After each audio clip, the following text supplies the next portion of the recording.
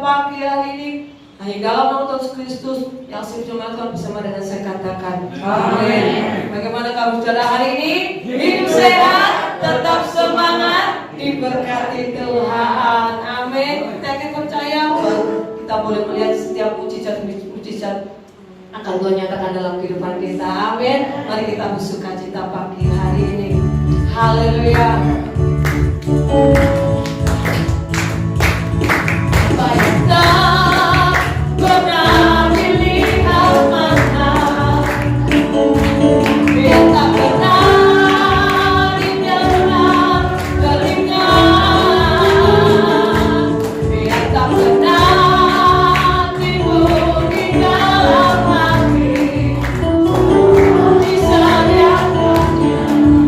Bagi yang menang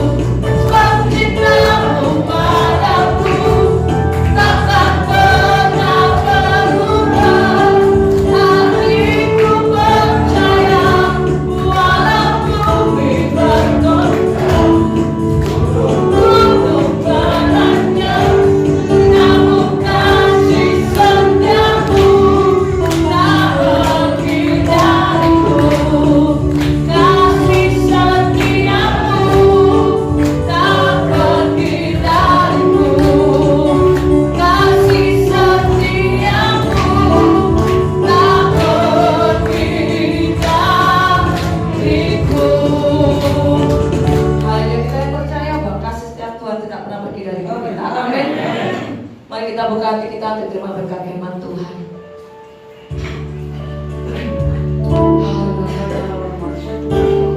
Kita rindu senantiasa menyenangkan hati. Haleluya Yesus Tuhan. Terima kasih. Menyenangkanmu, senangkanmu,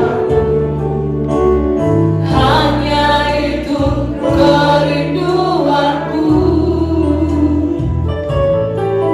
Menyenangkanmu, senangkan hatimu, hanya itu kerinduanku. Katakan, Tuhanku mau menyenangkanmu. Tuhanku mau menyenangkanmu. Amin, haleluya. Tuhan, bentuklah hati ini jadi bejana untuk hormat-Mu, cemerlang bagai emas murni. Tuhan, Ku serahkan hatiku, semua Ku berikan padamu. Kudus dan hingga tulus selalu, agar aku menyenangkanmu. Menyenangkanmu, senangkanmu, hanya itu kerinduanku.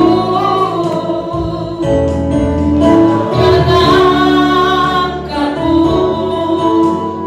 senangkan hatimu, hanya itu kerinduanku. Menyenangkanmu, menyenangkanmu, senangkanmu, hanya itu kerinduan kami Tuhan. Kerinduanku, menyenangkanmu, senangkan hatimu, hanya itu kerinduanku. Menyenangkanmu, bagus saudara banyak. Menyenangkanmu, senangkanmu, hanya itu rinduanku. Menyenangkanmu, senangkan hatimu, hanya itu Dengan segenap hati kita memperkenalkan kepada Tuhan.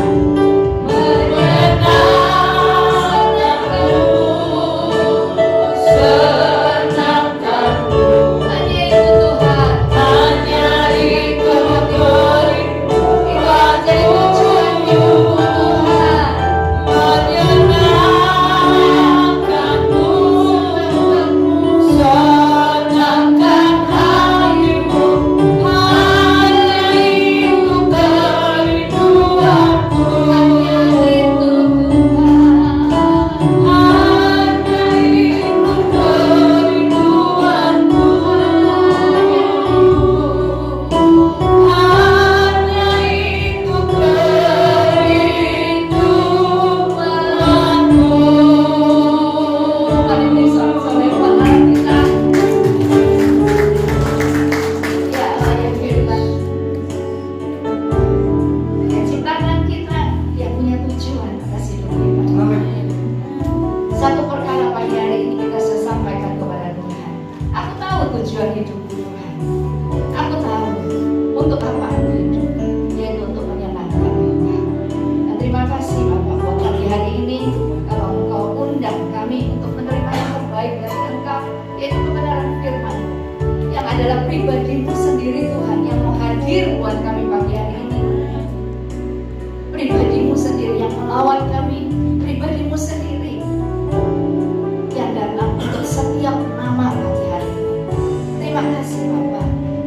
putra putrimu saat ini boleh memfokuskan perhatian kami hanya kepada apa yang Tuhan mau omong dengan kami, apa yang Bapak mau omong untuk putra putrinya. Firman-Mu kami butuhkan Tuhan. Firman-Mu itu jadi kekuatan. Bahkan Firman-Mu berkata, kebenaran yang kami terima melalui kebenaran Firman-Mu itu yang akan memerdekakan. Terpuji nama-Mu ya Bapa. Segala puji hormat syukur kami naikkan hanya bagi satu nama, Tuhan Yesus Kristus Allah kami yang hidup. Setiap kita putra putri Tuhan yang diperhatikan Tuhan, katakan amin. Senang sekali boleh berada di tengah-tengah saudara. Terima kasih buat Bapak dan Ibu Gembala yang memberi kesempatan untuk saya boleh ikut ambil bagian membangun putra putrinya jemaat. Amin, amin. Ya, puji Tuhan. Sepertinya lebih baik saya memperkenalkan diri dulu aja ya. Iya. Tidak kenal maka Saya. kalau nggak sayang. Kalau nggak sayang nggak pernah didoakan, gitu ya. Makanya saya perlu memperkenalkan diri supaya Bapak Ibu sekalian boleh mengenal saya dan pastinya didoakan. Amin ya. Amin. Ya. Karena sudah kenal, jadi nama saya harus masuk di daftar doa Bapak Ibu sekalian. Lalu maksud, ya. Puji nama Tuhan, nama saya Pendeta Gusti Budiarjo. Saya punya suami satu, anak juga satu, ya, dan anak kami ini sudah sekarang usianya tahun ini ya 20 tahun ya, 20 tahun. Tapi kami dapat anugerah satu keturunan ini, satu putra ini setelah 11 tahun pernikahan kami. Ya, kalau tanya gimana Bu rasanya, nano. Saya nggak ceritakan itu di kesempatan ini, mungkin next time lain kali saya bisa berikan kesaksiannya ya. Tetapi intinya adalah ketika saya memahami apa maunya Tuhan, saya belajar sepakat dengan apa maunya Tuhan, nanti saya dimerdekakan, tiba-tiba Tuhan berikan satu keturunan ini ya. Ceritanya panjang, nanti lain kali aja ya. Nah, kalau pelayanan secara pribadi, saya dipercaya Tuhan untuk membangun satu komunitas wanita ya, ikut denominasi yang namanya Grow to Grow. Grow to Grow itu ada yang single, ada yang sudah ganda campuran, tahu ganda campuran? Yang sudah menikah ya, dan ada yang single lagi ya, para lansia. Saya melihat mereka begitu semangat, para wanita. Saya memuridkan wanita ya, saya tidak memuridkan pria, memuridkan wanita ya. Jadi para wanita yang rindu, sangat rindu untuk hidupnya bisa berkenan sama Tuhan. Kita kumpul dalam wadah ini, belajar bareng-bareng ya, sampai yang usianya yang senior itu usianya ada yang sekitar 70 lebih, tapi tetap semangat belajar. Amin. Ya. Lalu kalau yang senang dengerin radio ya, setiap hari Rabu saya dipercaya untuk mengasuh satu program namanya Learn to Grow, belajar untuk bertumbuh, tiap hari Rabu di Radio Sangkakala Surabaya itu jam 9 sampai jam 11 ya. Kalau yang senang dengerin radio bisa mulai diikuti ya, kita belajar sama-sama di situ. Kemudian apa lagi? Saya masih terlibat di pelayanan kegerakan wanita bijak sebagai pembicara di pelayanan wanita bijak. Kalau saya dan suami berdua ini, Bapak Pendeta Roy Jeremia Iskandar, melayani bersama-sama mendukung pelayanan ibu saya. Mami saya ini seorang gembala di Gereja Betani Indonesia Jemaat Krian ya. Jadi kami berdua masuk di tim gembala. Apalagi ya, sudah ya, cukup ya. Udah cukup mengenal ya. Puji Tuhan, kalau nanti kapan ketemu di mana saja disapa. Karena saya mungkin Bapak Ibu ingat saya ini tidak gampang ingat gitu ya. Jadi disapa dulu ya. Puji nama Tuhan, siap belajar hari ini. Amin. Ya, kita ini dipanggil bukan untuk menjadi penikmat berkat dan anugerah. Kita juga nggak dipanggil hanya untuk sekedar ditebus Tuhan, itu hanya untuk menjadi pengagumnya ya, kuasa mujizat nama Yesus. Enggak. Kita ini diciptakan, ditebus, kita dipanggil untuk menjadi murid. Amin. Bedanya apa? Beda banget. Kalau hati murid, kalau kita nyadar bahwa identitas kita ini setelah kita ditebus Kristus, kalau yang belum ambil keputusan untuk penting segeralah mengambil keputusan itu supaya kita disahkan gitu ya, dengan satu kerelaan diri kita menyerahkan diri kepada Tuhan melalui prosesi baptisan. Nah, setelah kita ini ditebus, kita punya identitas baru, bukan pendosa, tapi kita pembelajar. Amin. Kita ini murid, Amin. ya. Amin. Murid itu kalau seorang murid itu tugas utamanya nggak ada lain sudah, kecuali belajar. Belajar dari mana? Ya mungkin kita ngomong, oh ya belajar dari firman Tuhan hari Minggu. Dan terus sepanjang hari, apalagi kalau pandemi begini, ibadah itu terbatas banget. Terus masa sepanjang hari kalau nggak ke gereja, kalau nggak ibadah berarti nggak belajar? Enggak kan? Hati pembelajar itu harus ada terus di dalam diri kita. Amin. Amin. Kita mesti ingat gitu ketika kita teriakin anak kita, ayo belajar gitu ya. Itu sama loh, itu ingetin diri sendiri loh, teriakin diri sendiri ya. Ayo belajar gitu. Belajarnya dari mana? Belajar dari Tuhan. Di mana itu firman Tuhan? Karena ini kebenaran yang sejati, Yes. yang tidak tergoyahkan oleh pergantian masa, dia tetap update sampai hari ini. Amin. Ya, jadi kita belajarnya dari firman Tuhan. Bangun terus hati yang mau belajar. Belajar dari firman Tuhan, belajar dari apa yang kita alami, belajar yang dari apa yang orang lain alami, tapi Tuhan izinkan kita melihat. Itu bukan untuk digosipin, Ya. itu bukan untuk dihakimi, tidak. Betul. Tapi dari situ Tuhan sedang ngajarin sesuatu buat kita. Nah itu bedanya kalau hati pembelajar. Yes. Terus mau belajar, Tuhan ngomong apa ini? Tuhan ajarin aku apa ini saat? Sama ketika pagi hari ini kita ada di tempat ini, siapkan hati pembelajar. Tuhan ajari aku.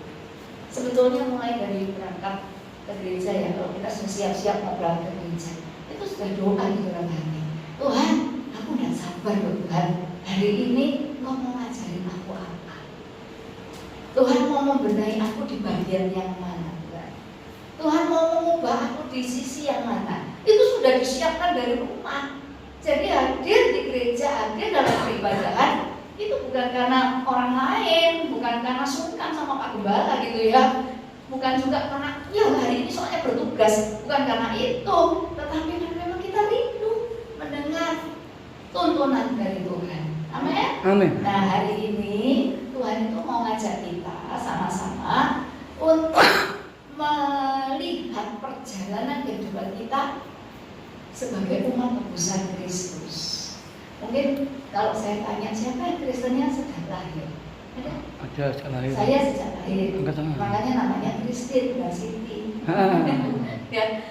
Ya, saya sejak lahir namanya Kristin. Beberapa ada angkat tangan tadi sejak lahir.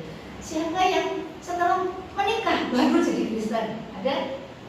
Mau menikah baru jadi Kristen? Ada. Siapa yang jadi Kristen karena ketabrak masalah? Oh gitu ya. Yang ada yang juga begitu kan? Ya, bangkrutan dan lain-lain. Nah, berapa lama sih kita ini jadi Kristen? Berapa lama kita ikut Tuhan Yesus? Berapa lama kita itu belajar kebenaran firman Tuhan, ikut ibadah? Bahkan mungkin kita melayani. Berapa lama? Tetapi apakah kita pernah terima rapot dari Tuhan? Belum ya? Belum pernah terima rapot ya? Wah, siap-siap ya, kencangkan ikat pinggang ya, dan seatbeltnya dipasang karena kita mau terima rapor dari Tuhan. Bisa jadi Tuhan sudah memberikan rapor, tapi kitanya nggak mau memberi perhatian, ya. Tapi secara khusus pagi hari ini kita mau terima rapor dari Tuhan. Kalau rapotnya merah gimana? Kan rapor itu cuma ada dua warnanya, merah atau biru gitu kan ya. Iya. Kalau biru aman, tapi kalau rapotnya merah gimana Bu? Memperbaiki lagi. Remedi ya. Kita kerjakan lagi sampai rapot itu biru. Amin. Amin. Bisa lagi hayat masih di kandung badan, selagi kita bisa bernafas. Kesempatan untuk berbenah diri selalu Tuhan berikan. Yes. Kita Amin. tinggal kita meresponinya. Nah, kita buka dulu yuk. Di dalam 1 Timotius pasal yang ke-4 ya, ayat yang ke-15. Demikian bunyi firman Tuhan. Perhatikanlah semuanya itu, hiduplah di dalamnya supaya kemajuanmu nyata kepada semua orang. Ada 3 kata kunci yang penting di sini. Yang pertama, kemajuan. Yang kedua, nyata. Yang ketiga, bagi semua orang. Kita coba kita pahami satu-satu. Kemajuan berarti Tuhan itu selalu memperhatikan. Yang Tuhan perhatikan itu bukan begini. Dulu kamu punya apa, sekarang kamu punya apa?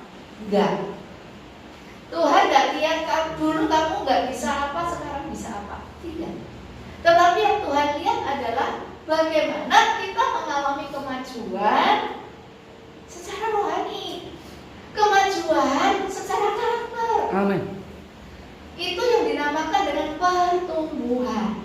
Jadi yang menjadi pusat perhatian Tuhan itu adalah apakah kita mengalami kemajuan di dalam pertumbuhan rohani kita.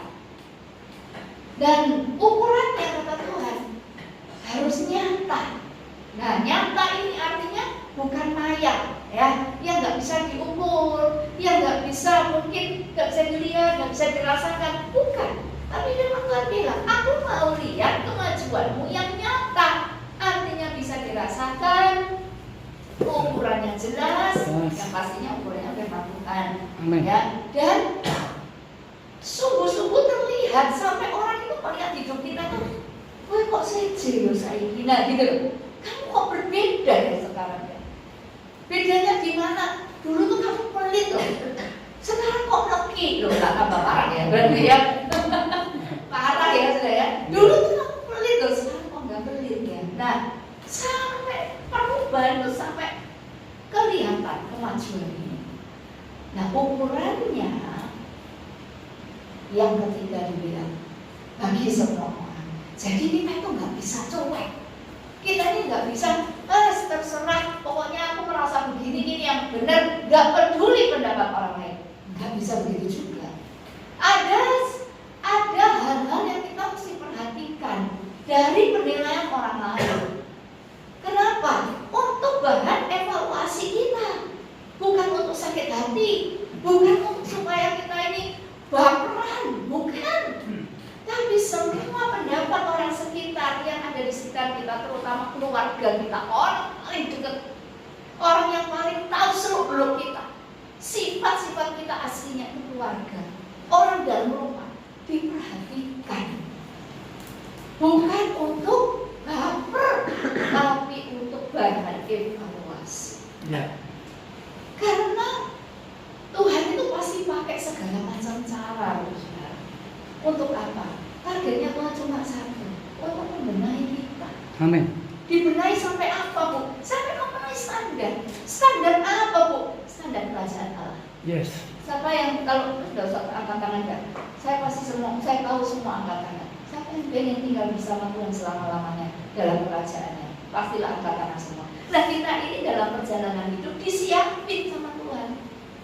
Makanya ada proses, ada pembelajaran, kadang-kadang ada ujian, ada pergumulan. Ini untuk membenahi kualitas kita sampai memenuhi standar kerajaan Allah. Amin. Amin ya. Nah, untuk kemajuan ini, siapa yang setuju dengan saya?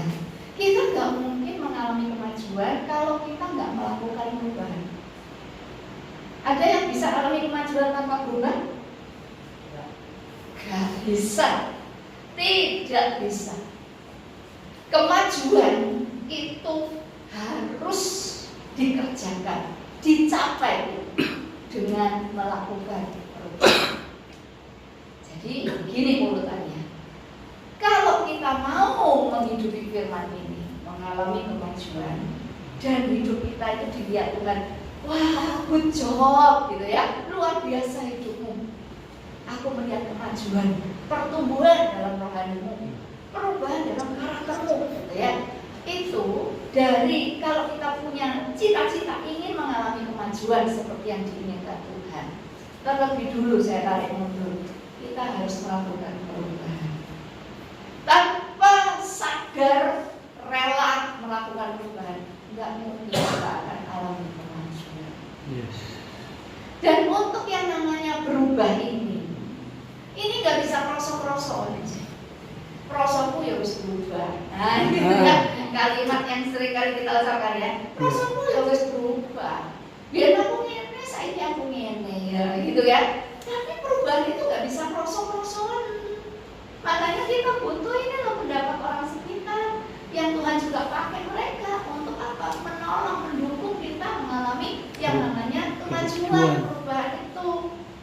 Nah, untuk bisa mengalami perubahan atau mengambil satu keputusan rela, sadar untuk berubah, saya tarik mundur lagi Mas Yaga ya, ke belakang lagi. Kita perlu yang namanya evaluasi. Betul apa betul? Iya. Kalau nggak pernah mau evaluasi diri, kita nggak pernah tahu apa yang harus dirubah, apa yang harus dipertahankan, apa yang harus malah digaspol. Nggak tahu. Makanya butuh yang namanya evaluasi diri. Iya. Kapan kita dievaluasi sama Tuhan? Nggak nyadar bu, gitu ya? Nggak nyadar. Loh, kapan terakhir kali saudara dikritik? Itu evaluasi dari Tuhan. Betul? Gak usah tegang-tegang. Memang terima rapor tuh negara mules sebenarnya. Ya, tapi kan kita memang mau menjadi satu pribadi yang lebih memuaskan Tuhan. Amin ya? Amin. Butuh evaluasi. Nah, evaluasi ini Tuhan bisa pakai segala macam cara. Pendapat orang sekitar, ya, itu bahan untuk kita evaluasi. Kritikan, itu bahan untuk evaluasi.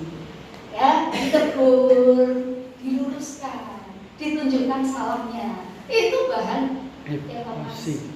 Dan semuanya kalau saudara tahu akan kaget. Semua ini settingannya Tuhan untuk membenahi hidup. Amin. Makanya kalau dikritik, ditunjukkan, dikoreksi, jelaskan ya ini salah, benernya harus begini. Oh jangan gondok. Yuk ngomong sama saudaranya. Oh jangan gondok, oh jangan gondok. Bilang saling mengingatkan. Oh jangan gondok. Dia dengar begini mau nyong 5 meter. Gak terima saya. Oh juga terima. Karena itu settingan Tuhan untuk membenahi hidup kita menjadi lebih baik. Amin. Nah, itu kalau Tuhan pakai orang sekitar. Tapi ya jangan tunggu dikoreksi atau dikritik orang, ya kan? Setiap hari kita mesti evaluasi diri. Ojo merasa benar saudara. Jangan merasa benar. Untuk perkara dunia kita harus pintar ngomong cukup, harus berani ngomong cukup. Tapi untuk pertumbuhan rohani jangan pernah berbicara cukup. Evaluasi secara pribadi sebelum Tuhan pakai orang lain, sebelum Tuhan pakai keadaan, sebelum Tuhan pakai masalah, Tuhan pakai pergumulan. Evaluasinya setiap hari. Haleluya. Minimal, saya ngomong minimal malam mau tidur terus. Kita nggak tahu ya 5 menit lagi apa yang terjadi, kita nggak tahu. Benar ya? Umur kita sampai kapan kita juga nggak tahu. Tapi kalau nanti malam kita masih dapat anugerah, masih hidup nanti malam sebelum tidur, saya dorong kita semua untuk apa? Kalau duduk mau tidur itu, duduk saat teduh dibagi dengan Tuhan jangan dilewatkan. Apa itu? Beres-beres kehidupan kita, pikiran, perkataan, perilaku kita sepanjang hari ini ngapain aja. Kalau tunggu pergantian tahun, evaluasi tahun 2020 ya 2021 ya kemarin ya, evaluasi 2021, resolusi 2022 setahun sekali kesuwen. Iya. Lali kabeh dosanya.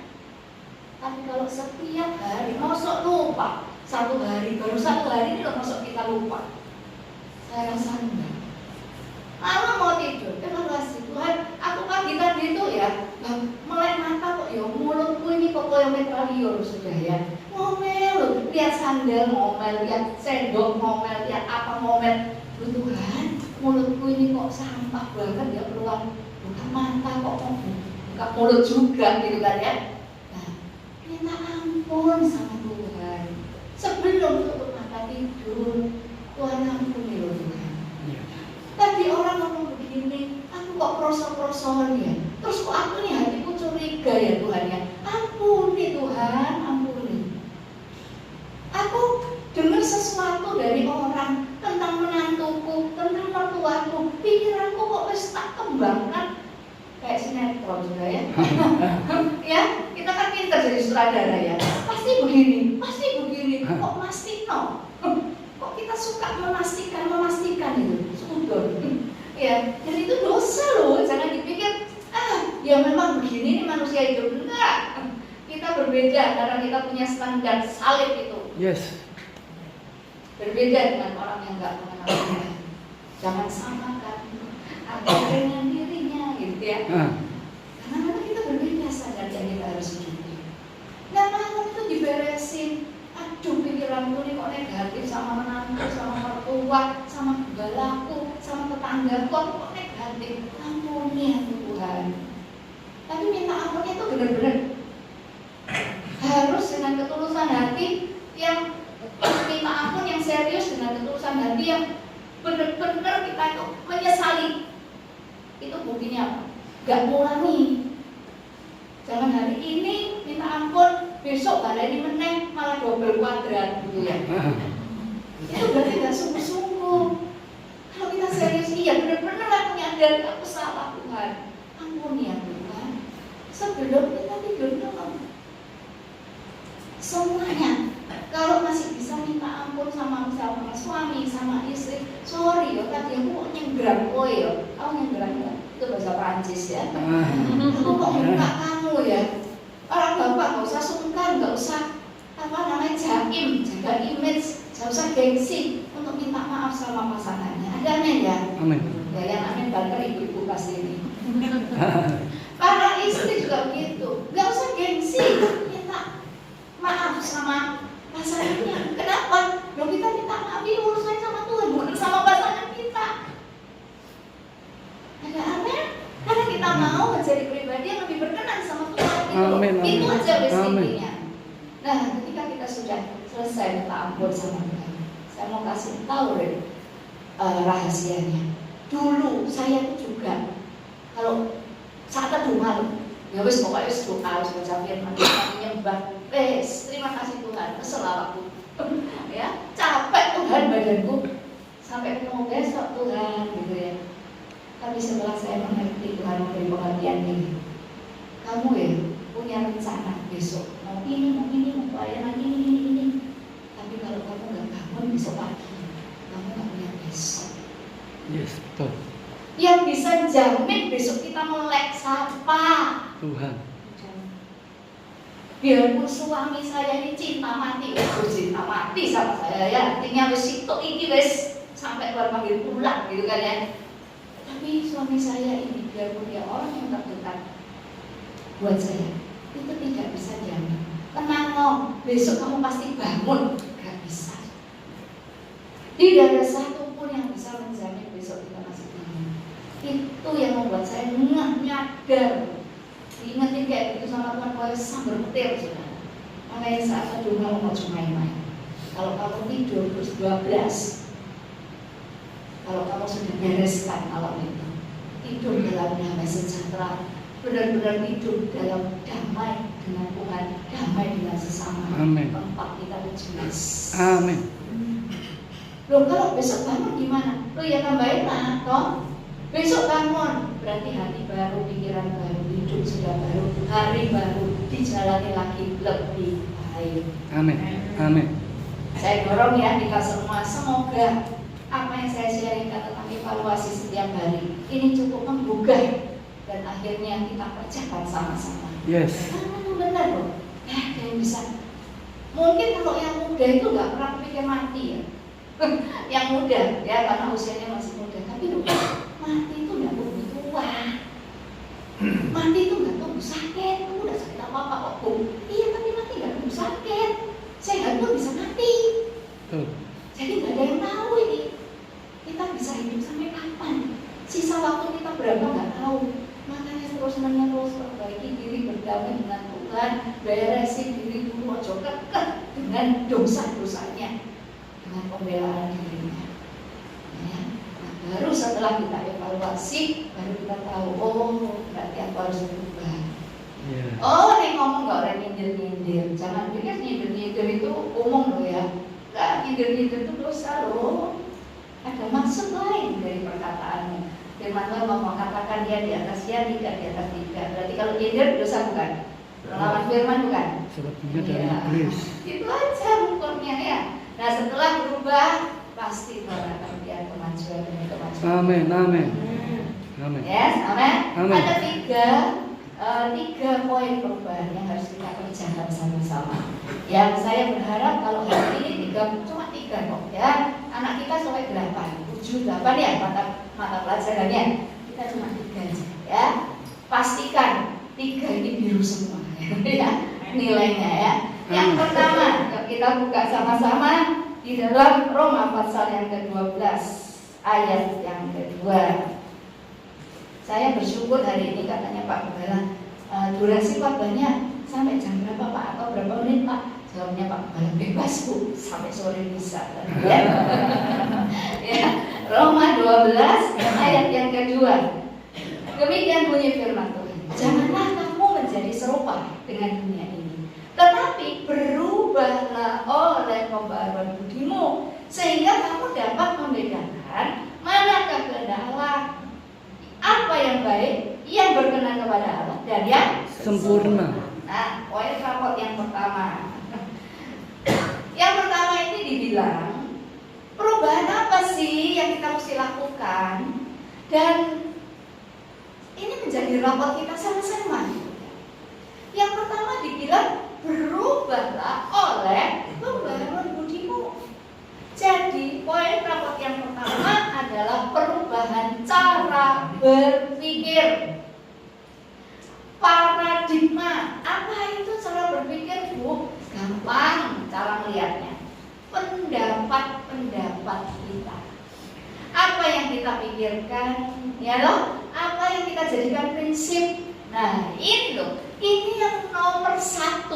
Ini harus alami perubahan. Makanya kalau di dalam 2 Timotius ya, 2 Timotius dikatakan manfaat dari firman Tuhan. Nah, gitu kan? Menunjukkan kesalahan, ngajarin yang benar, lalu menuntun kita di dalam kebenaran. Gimana caranya kita bisa mengalami perubahan cara berpikir, perubahan paradigma, perubahan pendapat-pendapat dan prinsip-prinsip kita? Kita mesti ketemu firman Tuhan. Mesti nyocokkan, makronkan pendapat saya ini cocok enggak sama firman Tuhan. Selama ini mungkin kita begini, oh firman Tuhan ini enggak cocok sama pendapat saya, firman Tuhannya yang diabaikan, firman Tuhannya yang dibuat, gitu kan? Angel Bu, nah gitu kan kita sering ngomong gitu ya, sulit Bu, itu tandanya kita ngomong Tuhan. Tapi ketika kita tahu pendapatku ini kok gak cocok sama firman Tuhan, kita mesti buang pendapat kita, jangan dipertahankan kekal sampai mati, karena itu gak akan membuat kita berubah, saudara. Makanya penting untuk kita setiap hari baca firman, doa, tiap hari. Saya teduh pribadi dengan Tuhan secara berkualitas. Kalau baca firman, nggak usah balapan, nggak usah kejar tayang. Saya bisa sehari 5 pasal Bu, tapi belas seperti apa-apa. Tapi pasal per pasal, buat catatan, punya buku. Saya nggak biasa nulis Bu, biasakan. Kalau kita mau belajar nulis itu nggak nulis siapa saudara? Kita menguap semua ilmunya. Kita nulis, catat yang penting-penting dari satu pasal Tuhan ngomong apa ini. Itu adalah proses untuk kita merubah pendapat kita, merubah cara berpikir yang salah. Nomor 1, berubah cara berpikir. Cara berpikir kenapa penting untuk diubah? Karena sebetulnya cara berpikir kita ini, pendapat kita ini dibangun oleh 2 hal yang dua-duanya ini tidak memberikan nilai positif sepenuhnya. Yang pertama, cara berpikir kita, pendapat prinsip kita ini dibangun oleh pola asuh, ajaran nenek moyang, ajarannya oma opa, yang tiangkong, ya. Ini diturunkan ke kita lewat orang tua kita, turun ke kita. Nah ini ajarannya macam-macam. Pola asuh ini, kita apa namanya ya, sepakat aja dah. Gak ada pola asuh yang kita terima itu yang benar-benar 100% cocok sama firman Tuhan. Setuju dengan saya? Kita pun loh merasa didik anak ini benar, tapi cocokin sama firman Tuhan. Jangan-jangan didikan kita ya nggak benar, nggak sesuai firman.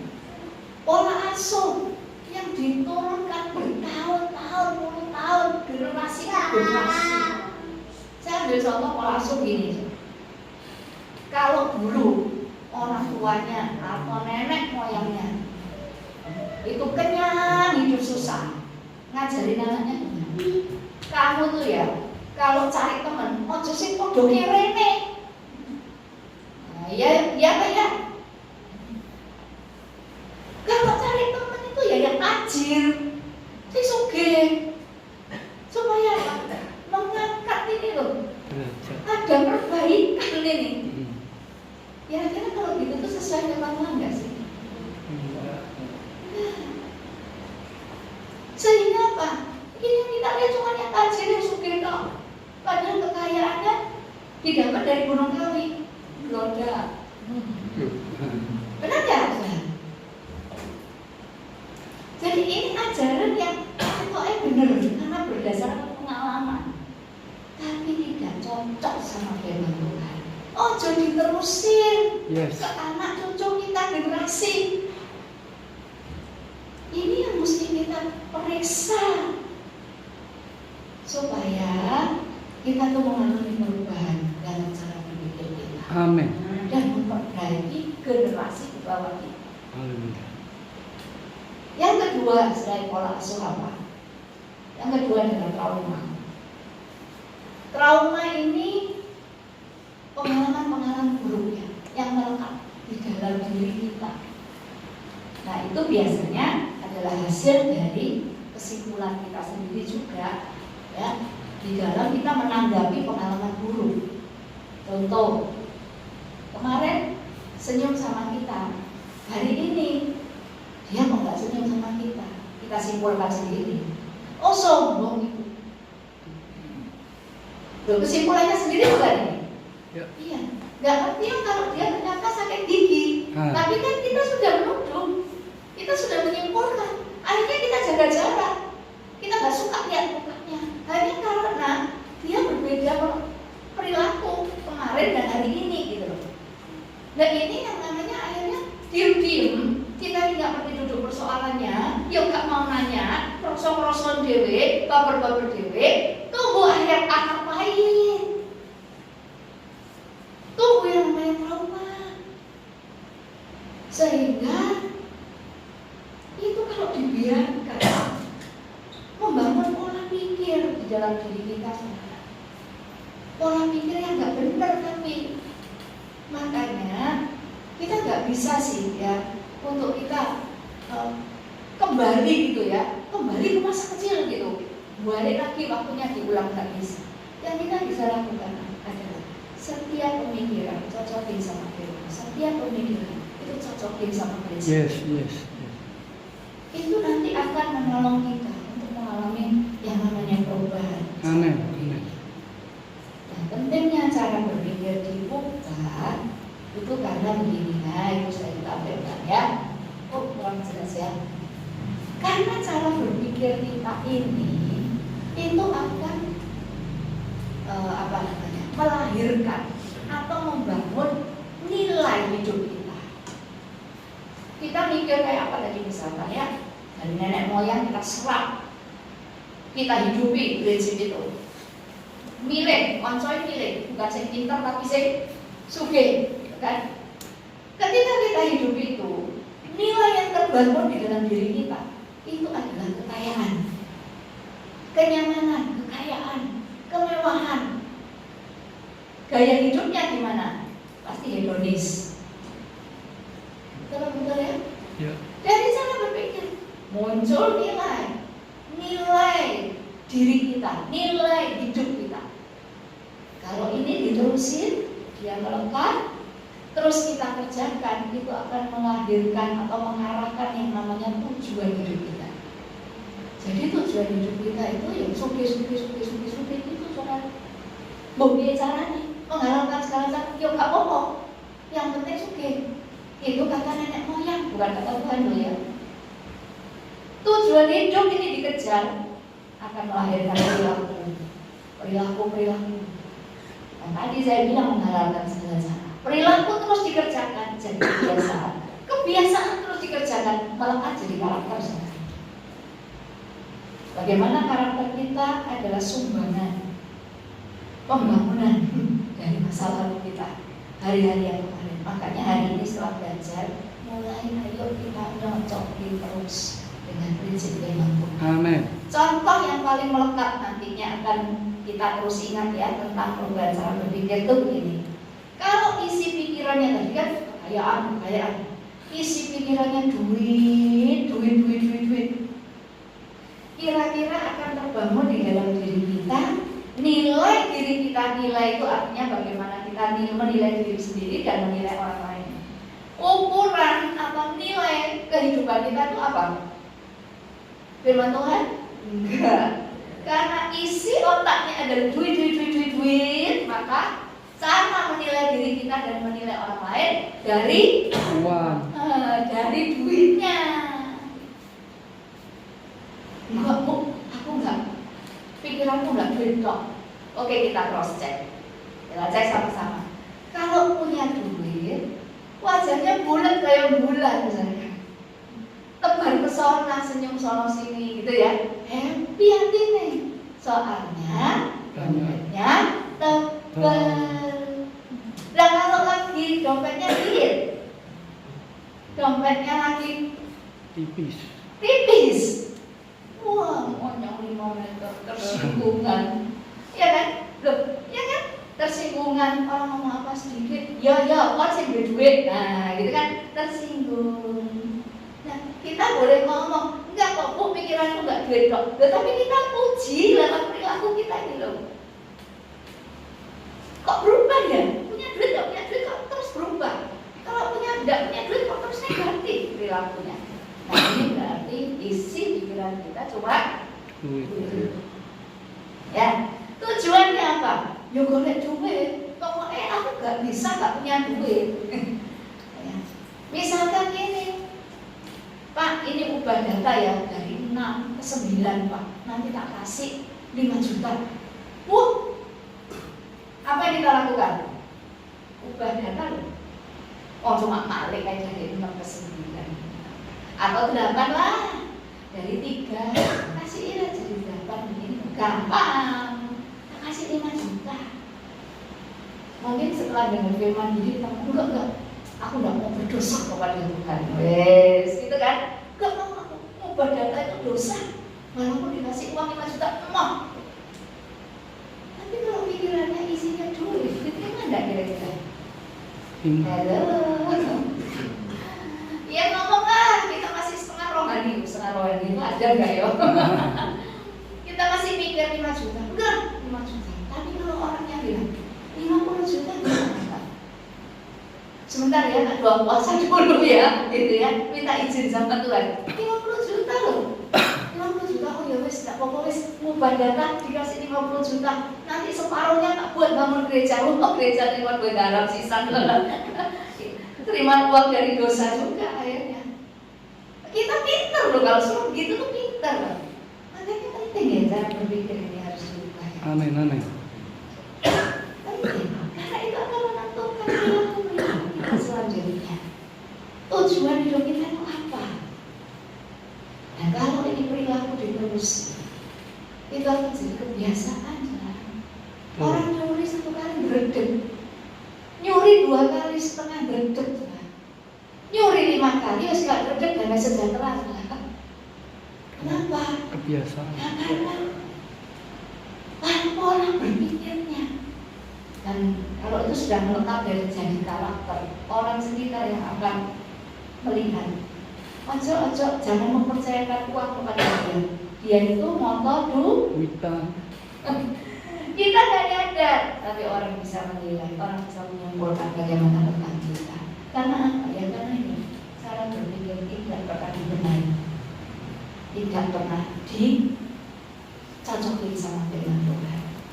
Gak usah angkat tangan. Di sini rapotnya merah apa biru ya? Ngomong sama Tuhan, Tuhan, ampuni Tuhan, aku rapotku masih merah. Kok aku masih mempertahankan pikiranku sendiri yang salah? Gak apa-apa. apa, minta ampun. Selama di dalam ruangan ini adalah grace time, gitu ya. Tapi setelah keluar dari ruangan ini kita mesti berjalan. Nah yang kedua, ya poin rapot yang kedua. Semoga contoh tadi melekat di hati ya. Bisa diingat terus ya. Kolose pasal yang ketiga ayat 23. Poin rapot yang kedua, Kolose 3 ayat 23, demikian bunyi firman Tuhan.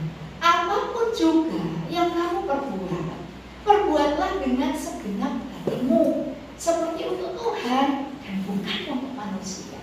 Ini poin rapot yang kedua ini yang harus beralami perubahan adalah sikap dari hati kita. Mungkin yang kita lakukan itu hal yang baik.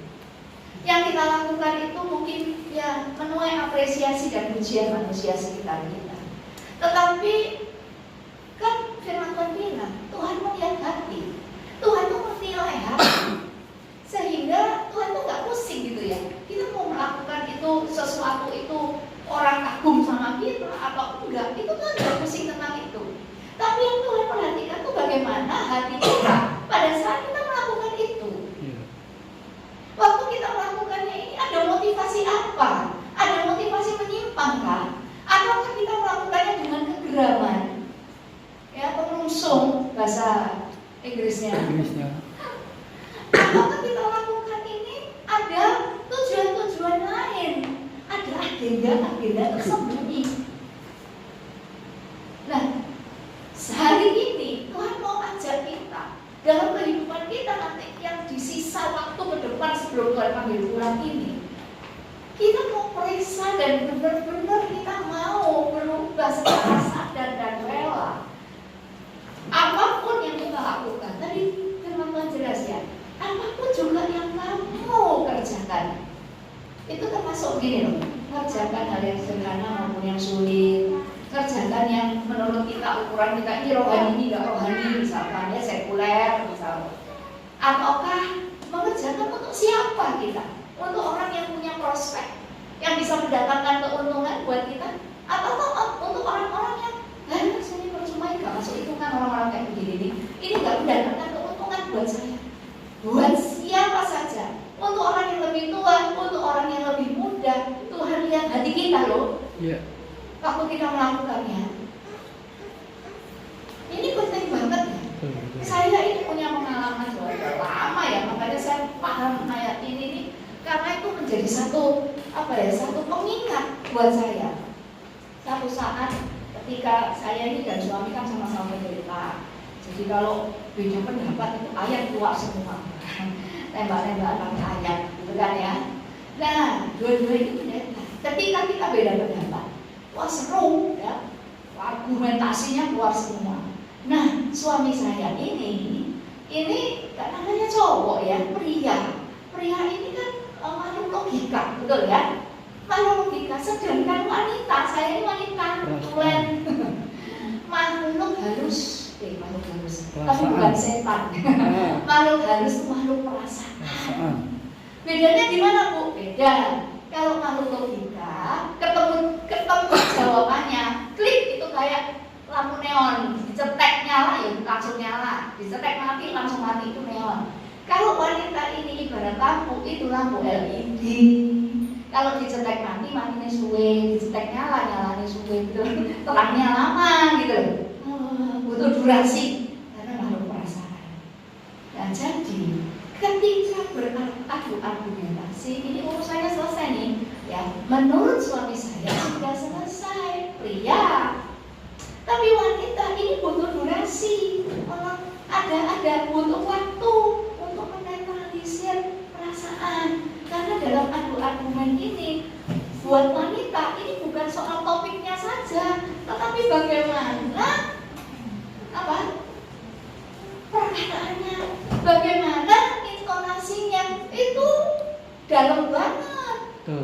Sehingga ketika dia oh ya, untuk wanita ya gini teratap ya, artinya kok gini ya.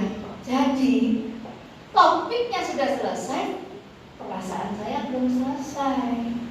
Ini masih merungsung ini. Kok gitu sih nyampeinnya? Kok pakai bentak-bentak sih? Kok pakai Urusannya kan sudah selesai tetap materinya dia, tapi feel-nya itu yang belum selesai. Nah tiba-tiba karena menurut suami saya sudah selesai, menurut kita pria, kan? Suami saya bilang gini, bikinin aku kopi dong. Nah itu sudah sambil senyum loh. Nah ini kan belum selesai nih. Ini masih durasi. Jadi saya pikir gini, kok saya nanya, mari melotot yang gerak, bikinin aku kopi. Laporin apa nih Pak Mantap? Saya kalau ngomong begini, para wanita pasti memahami. Ada apa nih ibu-ibu?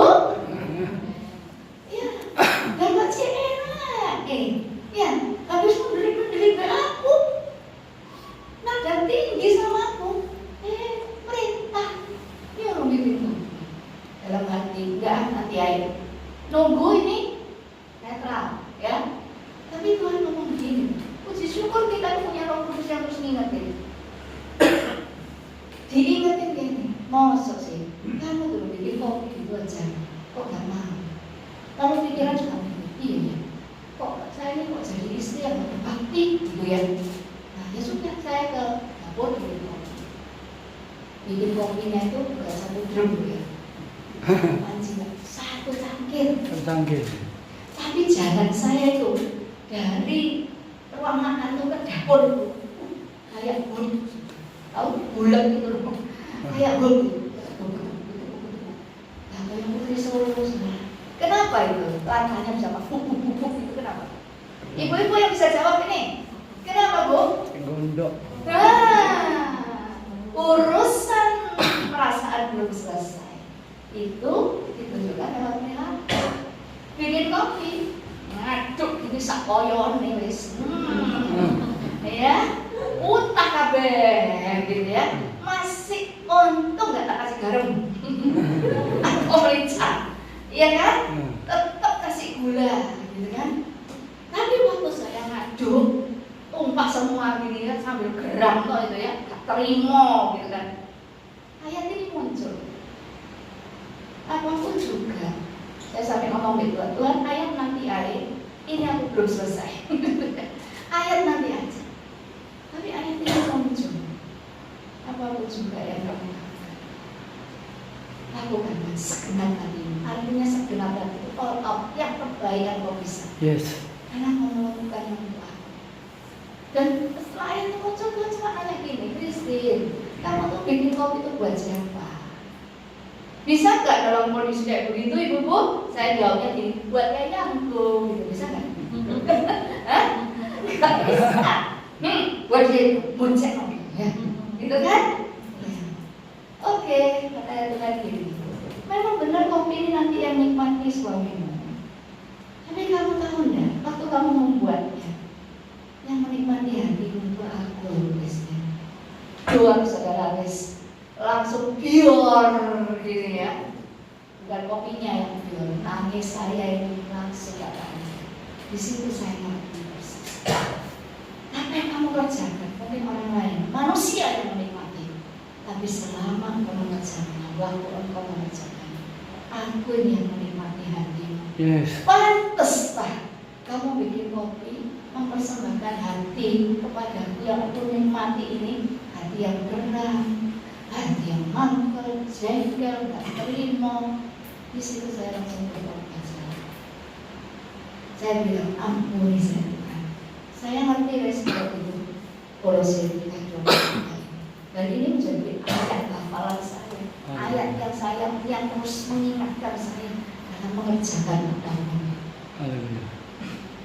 Dan itu memang benar. Tuhan nikmati hati kita. Ini pentingnya perubahan sikap hati.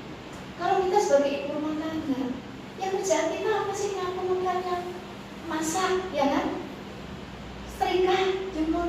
Bagaimana hati kita pada saat kita melakukan itu, gitu loh. Kalau para bapak yang bekerja mungkin ya, ketika kamu mengerjakan tugasmu, bagaimana hatimu ini waktu kamu mengerjakan itu? Yang nikmati, mungkin pemimpin kita, yang nikmati. Kalau seorang ibu rumah tangga, ya orang-orang di rumah, suami, anak-anak.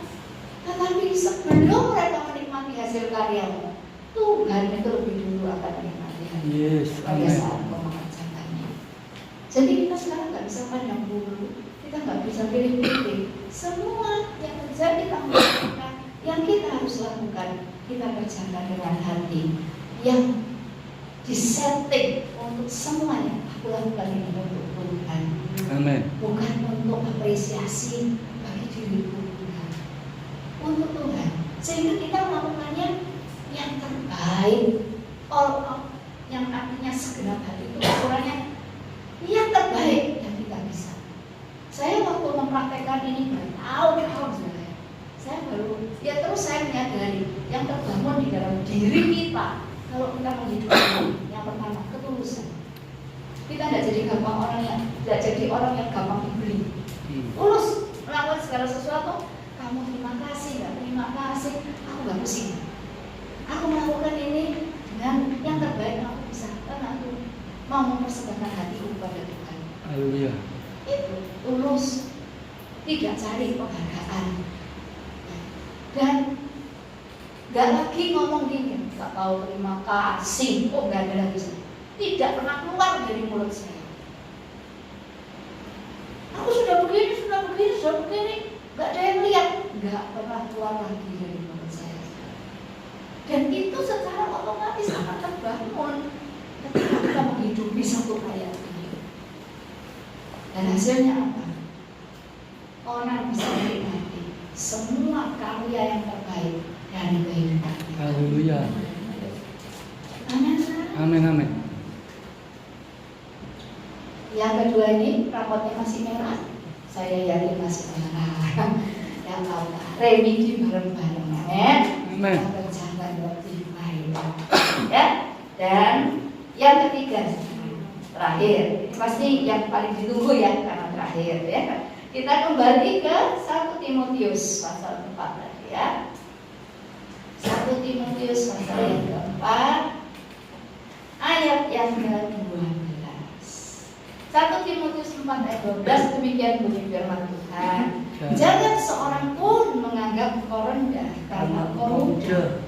Jadilah teladan bagi orang-orang percaya dalam perkataanmu, dalam tingkah lakumu, dalam kasihmu, dalam kesetiaanmu, dalam kesucianmu.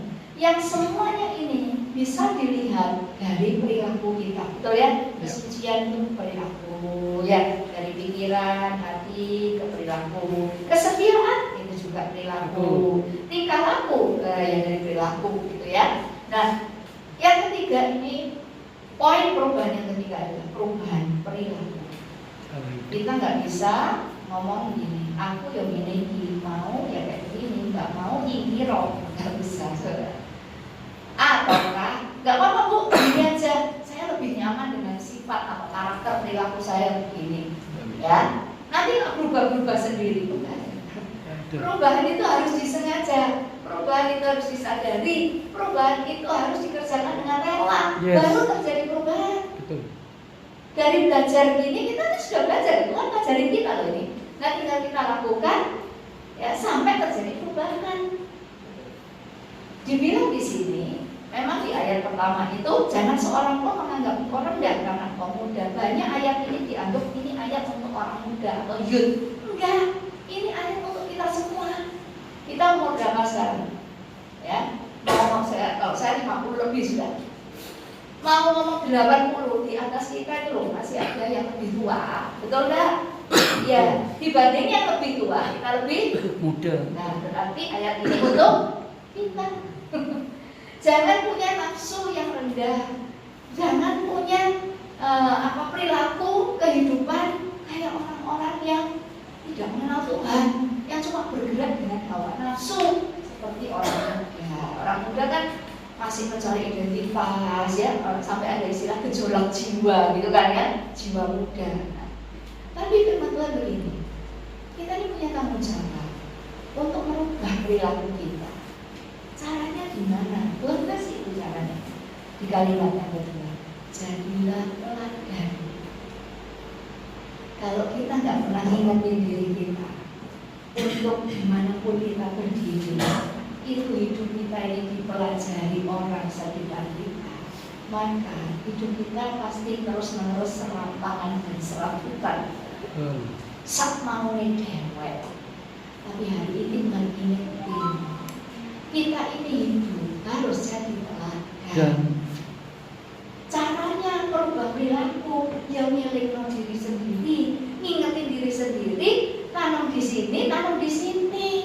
Di mana saya berdiri, apapun yang saya ucapkan, apapun yang saya lakukan, itu dinilai, dipelajari, dilihat oleh orang lain, bahkan ditiru sama orang lain.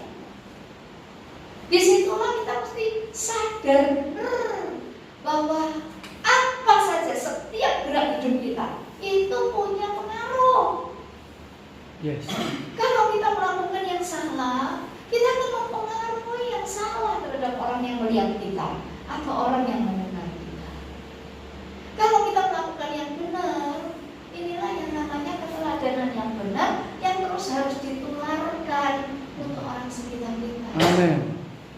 Orang melihat kita melakukan yang benar, Tuhan berbicara pada orang itu niru kita. Ayo sama-sama kita hidup benar. Ada amin? Amin. Amin. Kita diciptakan makhluk sosial. Apa artinya? Kita ini makhluk pengaruh. Artinya kita itu gampang mempengaruhi orang lain dan hati-hati kita juga gampang dipengaruhi orang lain. Makanya kita mesti punya pegangan firman Tuhan. Gak ada lain. Puji syukur cuma dikasih satu loh saudara. Kalau dikasih kayak kopi-kopi gold itu berseri-seri, tambah keluar kita ya. Ini cuma satu aja gak katam-katam gitu kan ya istilahnya ya. Bersyukur cuma dikasih satu. Cocokin terus. Karena gimana kita berdiri, apa yang kita ucapkan, apa yang orang lain bisa lihat dari perilaku kita, itu diserap loh, dinilai, dipelajari loh. Dan hati-hati, ditiru. Ini nggak bisa ngomong gini. Lihat sekitar, gak ada orang yang kenal itu. Masalahnya bukan orang kenal nggak kenal ya. Tetapi yang sekitar kita ini manusia bukan. Kenal nggak kenal mereka manusia. Yang akan menyerap segala sesuatu dari hidup kita ini. Kalau misalkan ya 10 orang di sekitar kita gak kenal kabeh, bilang aja gak kenal kabeh. Terus kita melakukan yang benar, antri dokter lah. Kalau antri dokter gak ada yang kenal gitu kan. Bu, mau nggak ini nomornya kan 15, supaya jadi nomor 2 mesti kasih apa? Oh gak ada yang bunyi, gak ada yang ngaku atau gak tahu. Mengubah urutan dokter itu loh dari 15 untuk jadi kedua. Amplop, betul ya? Iya tergantung ya, ada yang ngasih amplop sama Yesus tiba-tiba bisa naik gitu kan nomornya. Nah, tapi kalau kita nggak melakukannya, ya orang itu melihat ya. Terus 5 saja gitu ya, yang melihat kita tetap mengikuti aturan dan pola. 5 aja lihat sesuatu yang benar, harusnya buat gini.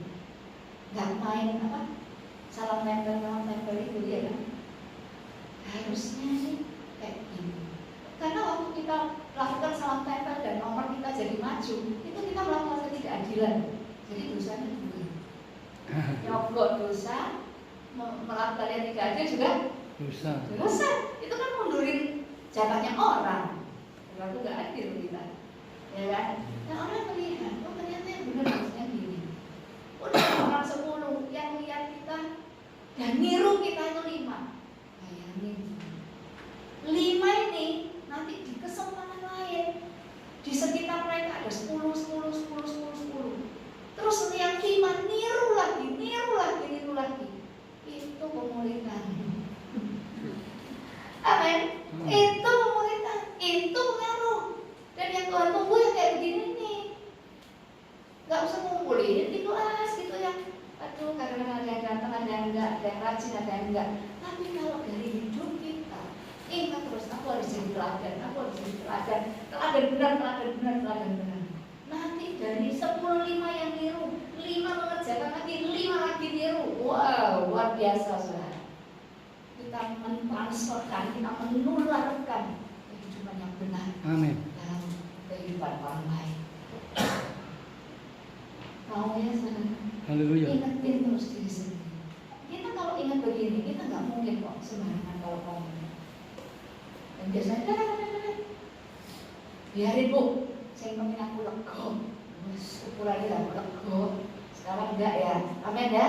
Amen. Nah, sekarang ya, bukan lego ukurannya. Mau ngomong, lihat dulu situasinya, cocok apa enggak saya ngomong, olah katanya, minta hikmat sama Tuhan ketika kita ngomong. Kita meneladani yang benar. Amin. Kenapa mesti begitu? Karena saya mau jadi teladan yang benar. Amin. Yang ketiga ini, mungkin rapot kita masih merah, gak apa-apa, ready bareng-bareng, amin. Amin. Amin. Terakhir sekali, coba boleh ditayangkan slide yang paling akhir. Nah, ini bukan ngalung, bukan. Ya, di situ ada namanya tertulis di nisan itu Christine Biaggi. Gambar ini saya buat sendiri, ya, bukan ngalung minta mati enggak, tapi gambar ini terus ngingetin diri sendiri. Saya cuma punya cita-cita satu, saudara. Cita-cita saya itu bukan jadi terkenal, jadi kaya raya, bisa ini itu, punya kekuasaan, enggak.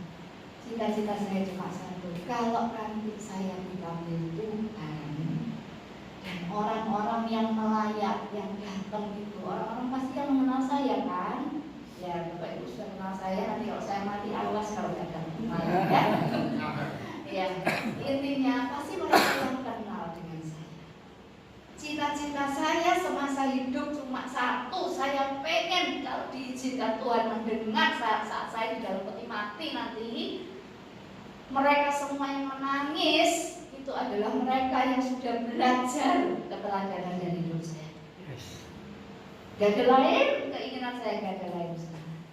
Saya cuma pengen diizinkan dengar mereka cerita tentang saya dan mereka bisa bilang begini, sambil nangis, saya ini belajar ketekunan dari hidupnya Bu Kris.